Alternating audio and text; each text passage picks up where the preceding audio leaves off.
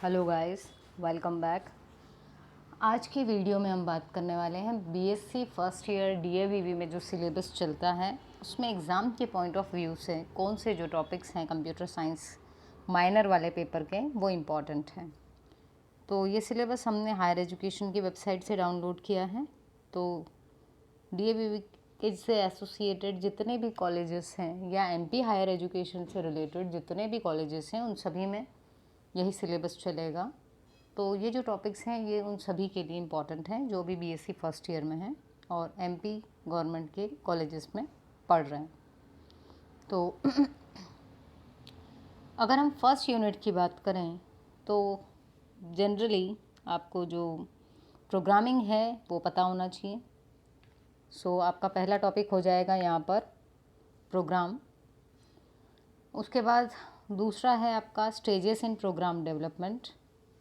Algorithm भी आपके लिए इम्पॉर्टेंट है कि अल्गोरिदम क्या होती है, ठीक है।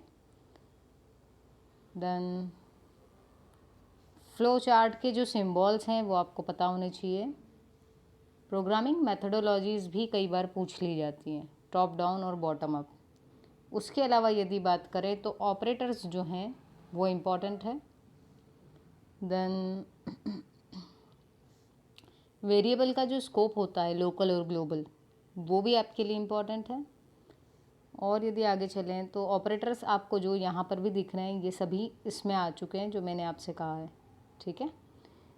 जितने भी ऑपरेटर्स हैं आपके लॉजिकल, रिलेशनल, एरिथमेटिक सारे। उसके बाद यदि हम इसी में और बात करें तो आपके कंडीशनल स्टेटमेंट, इफ़ एल्स और स्विच केस ये भी इम्पॉर्टेंट है।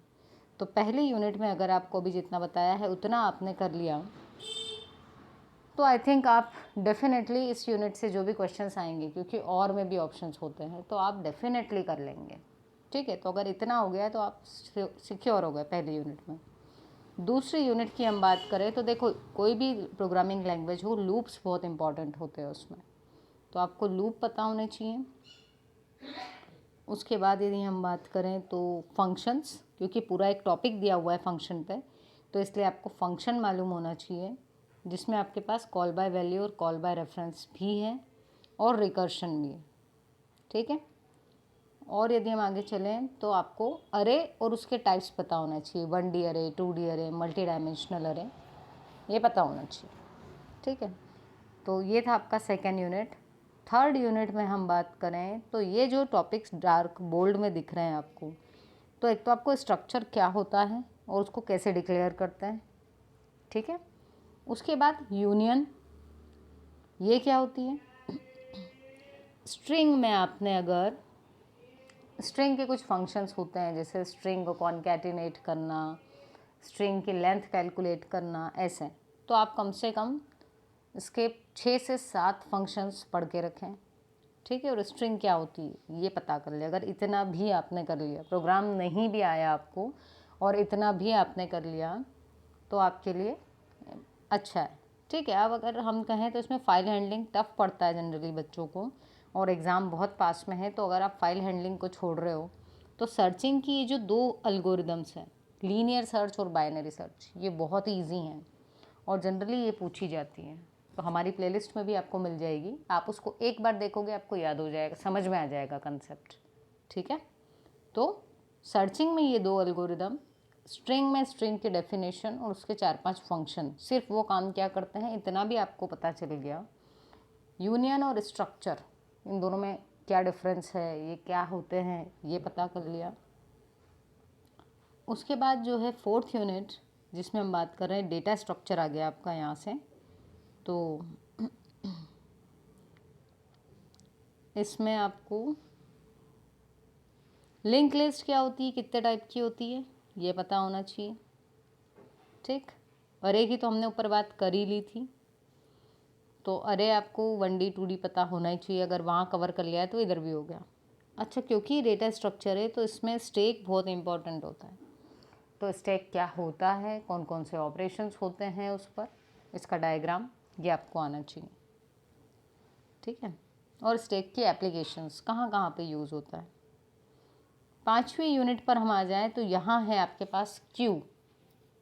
तो आपको जो हमारी सिंपल क्यू थी वो सर्कुलर क्यू, डी क्यू, मतलब क्यू के जितने टाइप्स हैं वो एटलीस्ट उनके डेफिनेशन, उनके डायग्राम्स ये आपको आने चाहिए।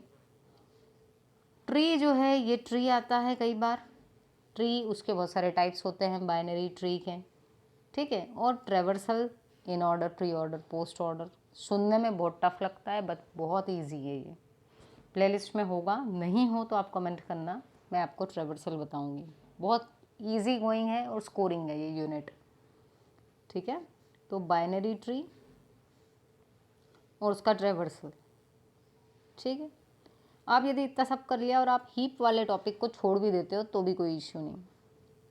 नेक्स्ट हम आ गए 6th यूनिट पर। यहाँ पर आपके पास में ग्राफ का जो ट्रेवर्सल होता है वो, उसके बाद में हैशिंग क्या होती है इसकी डेफिनेशन, ठीक। और सॉर्टिंग मेथड्स अगर आप छोड़ रहे हो तो आपको ये जो बाइनरी सर्च ट्री है ये आना चाहिए। वैसे जनरली मैं इस चीज़ को सपोर्ट नहीं करती कि आप कोई टॉपिक को छोड़ें। आप यदि किसी टॉपिक को रटना नहीं चाहते हो, बहुत डीप में नहीं जाना चाह रहे हो, तो भी उसको एटलीस्ट टच करो एक बार, उसको पढ़ के ज़रूर रखो। वर्स्ट कंडीशन अगर आपको कुछ भी नहीं आ रहा है और वही टॉपिक्स बहुत सारे आ गए जो आपने छोड़े थे, तो भी आप कुछ लिख पाएंगे। इसलिए एक बार ज़रूर पढ़ें टॉपिक को, ठीक है। और लास्ट वाली जो यूनिट है इसमें इंडियन कंट्रीब्यूशन जो है, इंडियन एटलीस्ट 2 से 3 इंडियन साइंटिस्ट जिनका कोई कंट्रीब्यूशन रहा हो कंप्यूटर साइंस के फील्ड में। तो एक तो आपके डॉक्टर सरताज साहनी हो जाएंगे, और भी आप ढूंढ सकते हो वैसे ही, और एक आपकी जूलिया प्रोग्रामिंग लैंग्वेज। अगर आपने इतना कर लिया तो आपके मोर देन एक्सपेक्टेड मार्क्स आ जाएंगे, ठीक है। तो फर्स्ट डिवीज़न तो आपका वेयर इज़ आई थिंक कहीं नहीं गया अगर आपने इतना कर लिया तो, ठीक है। So all the best guys. Channel को अगर सब्सक्राइब अभी तक नहीं किया है तो आप कर लीजिए और दोस्तों के साथ भी शेयर करें। मिलते हैं अपने नेक्स्ट वीडियो में।